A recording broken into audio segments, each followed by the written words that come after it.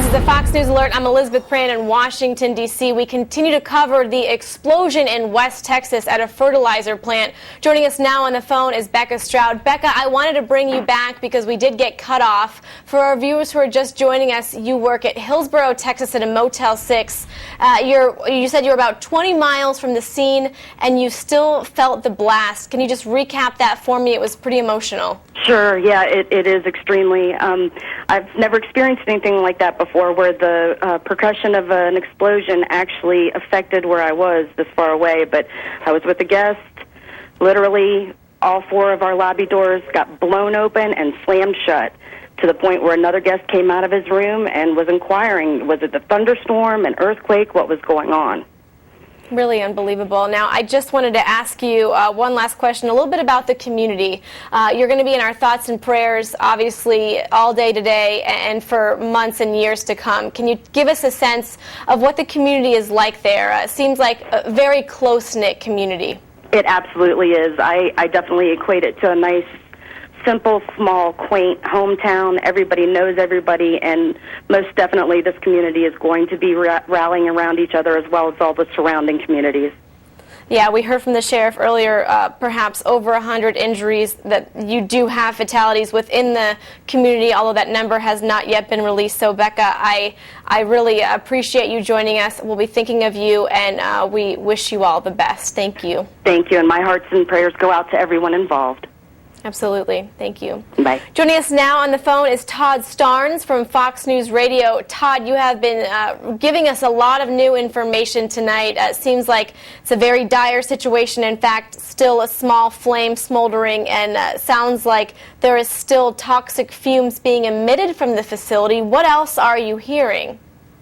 Well, absolutely, Elizabeth. And earlier this evening, the toxic fumes were of such concern that the Federal Aviation Administration actually implemented a no-fly zone over this area. So for quite some time, we weren't actually able to see live shots of what was happening because of the restrictions put in place by the FAA.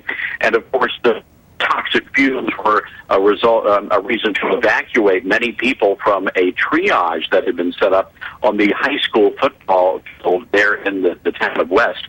And I'm not sure people really can understand the magnitude and the force of this explosion.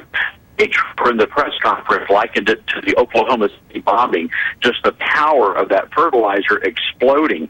There are some amazing images on news.com of not just the devastation, but the power of this blast.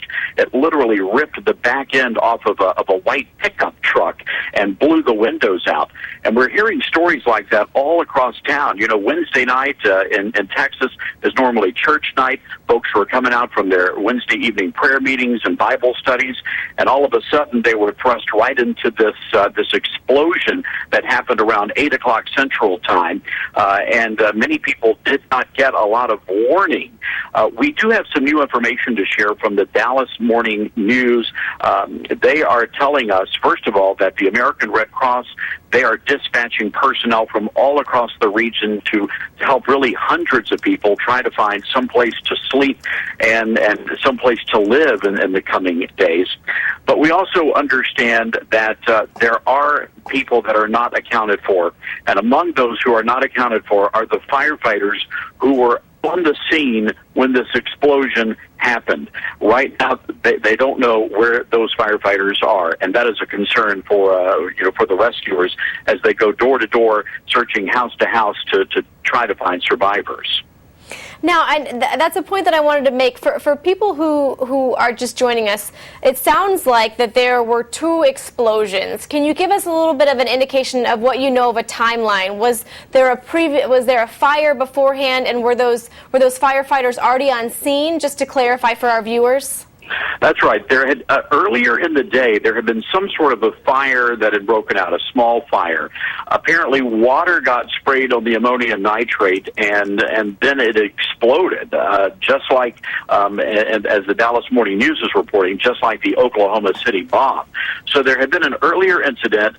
That apparently was under control, and then they came back, and that's when this explosion happened. We don't really have a time frame right now of how long that was. It wasn't an hour, it wasn't half an hour, we don't know. Right. But we do know that there was this massive explosion, and those firefighters there on the scene were caught in that explosion. There have been reports of fatalities. We do know that. We cannot, Fox News cannot confirm the number of fatalities, but there are local reports out there that suggest there could be a significant death toll here. Right. And for folks at home, I know we had talked about the fact that it was still emitting toxic fumes, so there was that radius that was evacuated, which could also shift depending on the winds. But you mentioned a little bit about the devastation really blocks away from this facility. Any reports about homes and also apartments, and also we're getting reports of a nursing home. Is there a significant damage to all of those facilities as well? Oh, yes. We're understanding now that as far away as 5, 6, even 7 blocks, there is almost total devastation, that homes have been destroyed.